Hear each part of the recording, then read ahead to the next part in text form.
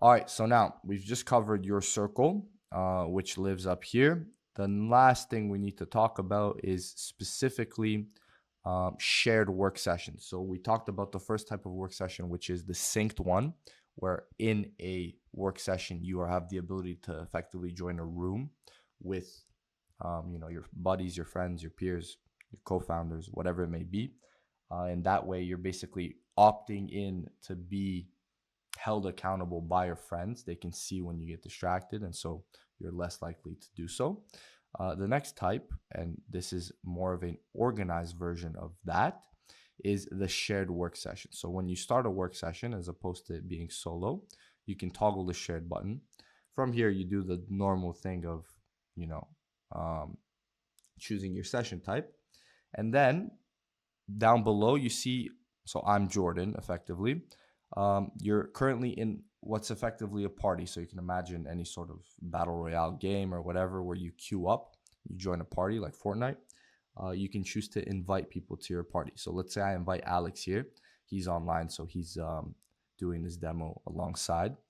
I've just invited him. And from here, I'm unable to start a work session until he joins. We're back. So he joined. We had to get this guy to join. So now, like I was saying, you can choose your session type. Once you've done so, a green check mark will appear beside your thing. Whoever's in your party, the same will happen. Beside their name, it'll click ready. And once everybody in the party is ready, then you're allowed to start the work session. So from there, effectively what's happening is now you're syncing up your work sessions. So you have a synchronized version of the same thing. So how does this differ from the main? You'll see here, he's distracted. How does this differ from the main sync in which you join a room? Well, you have now the ability to, you don't have the ability to leave, so you guys are both locked in, but you have the ability to control a joint work session. So let's say that we're setting exactly 8 hours of work or 4 hours, whatever, a deep work session. You have the ability to control exactly when it starts, exactly when it ends, and then compare your timelines at the end. You'll see here the only thing that changes is his icon pops up beside. If you have multiple friends in the party, you'll have multiple of their profile pictures. This is the same as the normal sync in which you join the room, like I described. So same idea, you can say send different notifications. You saw he got distracted. You guys are both in the session together. When I choose, let's say I complete a task, whatever, that notification pops up. He's cheering me on, whatever.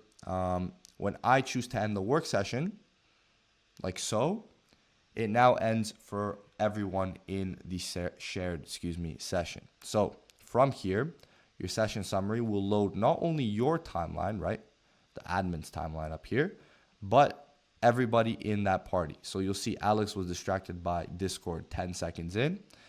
It shows his timeline as well. And so this allows you to synchronize your work sessions together, as opposed to just joining a room in a way in which you can hold one another accountable, but you may not necessarily be working on the same things. You kind of just want to hop in the study room together, as opposed to the analogy which we use for shared work sessions, which you can imagine you're setting a designated time for that study room for exactly X amount of hours in which you guys are working on the same thing, et cetera, et cetera. And then you guys can compare stats at the end, right? So you can see direct timelines, direct stats, but the duration of time is the exact same for both parties. So in short, that's how shared work sessions work, as opposed to joining a sync, as I showed you in the previous video. So that's pretty much it. Thank you guys for watching, and I'll see you in the next video.